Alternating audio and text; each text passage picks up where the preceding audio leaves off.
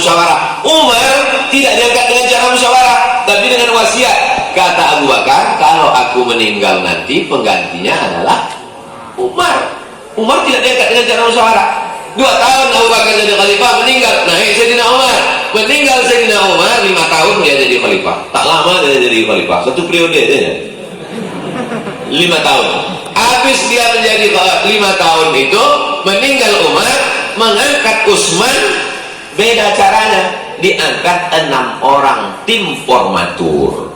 Tim formatur inilah bermusyawarah, lalu naiklah Utsman bin apa? Meninggal Utsman, naiknya Sayyidina Ali pun caranya tak sama. Sayyidina Ali dibaiat oleh sahabat jamaah yang ada di kota Al-Madinah Al-Munawwarah. Sedangkan yang ada di negeri Syam, kata mereka, jangan angkat pemimpin baru sebelum selesai kasus pembunuhan Utsman. 4 pengangkatan itu dengan cara 4 yang berbeda. Itulah yang disebut dengan fikih daulah, atau disebut juga dengan siasah syariah, atau disebut juga dengan khilafah, atau disebut juga dengan politik Islam. Sudah ada jurusannya di UIN. Kami kuliah tahun 1996 di IAIN, ada satu jurusan di Fakultas Syariah namanya Jinayah Siasah. Jinayah hukum pidana, siasah politik Islam. Siasah syariah, fikih daulah, khilafah. Dari mana diambil itu? Dari khulafa rasyidin. Apa kata Nabi? Alaikum bisunnati, ikuti sunnahku, wa sunnatil khulafa, dan sunnah khulafa. Kalau 1 orang khalifah, kalau 2 orang khalifatani, kalau 3 orang khulafa, kalau 1 nabi, kalau 2 orang nabiyani, kalau 3 anbiya, kalau 1 wali, kalau 2 orang waliyani, kalau 3 orang aulia. Itu bahasa Arab. Kalau bahasa kita enggak. Kalau 1 murid, kalau banyak murid-murid. Khulafa Rasyidin. Rasyidin artinya lurus, benar. Siapa nama dia? Rasyid. Oh, itu Rasyid artinya orangnya lurus, walaupun kadang-kadang tak lurus. Doa itu, nama itu doa supaya anak itu lurus. Rasyid. Al-Mahdiyin, dia membawa hidayah. Pemimpin itu mesti membawa hidayah. Pemimpin kalau dia rajin sholat berjamaah, insya Allah kepala dinas, kepala badan, kepala kantor ikut semua, karena dia membawa hidayah bagi anak-anak buahnya. Pemimpin kita, bupati, wali kota, camat, kades, kadus, RT kita sudah bersedekah 10 juta, insya Allah yang lain-lain itu ikut. Tapi kalau tidak, itulah terjadi apa yang terjadi. Abdu alaiha bin nawajid, gigit sunnah Nabi dengan sunnah khulafa rasyidin tadi, gigit bin nawajid, pakai gigi geraham. Kalau digigit pakai gigi muka tak kuat, lepas.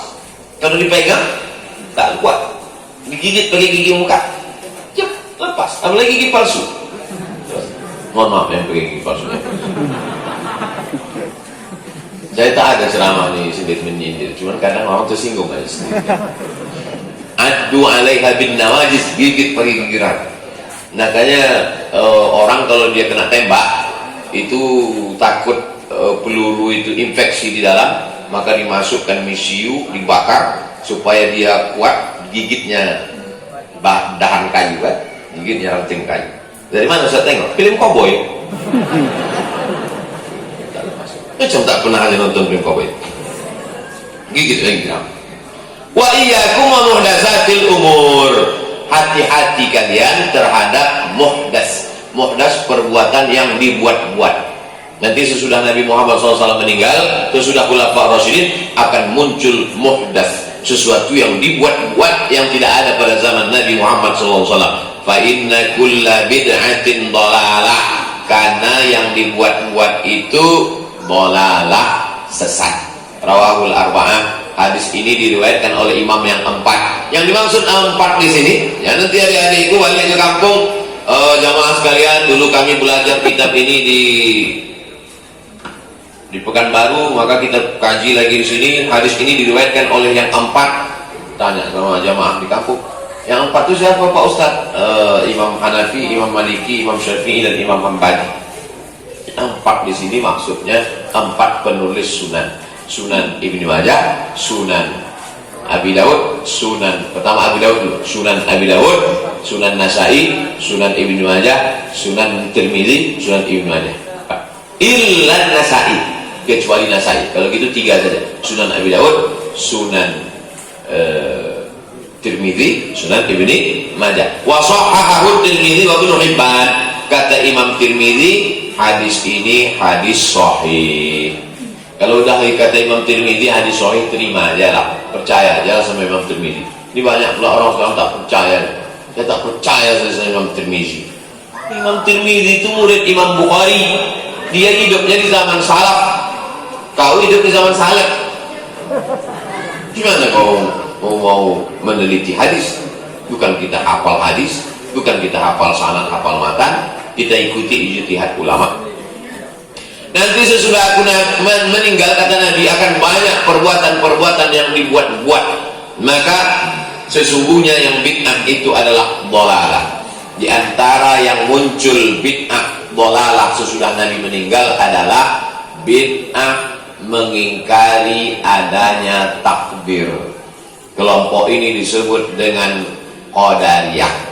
Qadar, inna kulla syai'in khalaqnahu biqadar. Sesungguhnya segala sesuatu itu kami tetapkan dengan qadar, takdir. Karena mereka mengingkari takdir, disebut mereka kelompoknya namanya Qadariyah. Maka kelompok ini disebut dengan ahlul bid'ah. Karena yang sunnah itu rukun imannya 6. Antuk minabillah wa malaikatihi wa kutubihi wa rusulihi akhir wa biqadri khairihi wa syarrihi.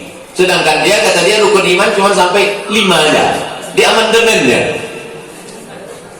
Jadi dulu zaman salaf kalau sudah disebut ahlul bid'ah itu berarti kelompok-kelompok ini Qadariyah, Mu'tazilah, Jabariyah, fitnah khalqil Quran, Syiah, Khawarij.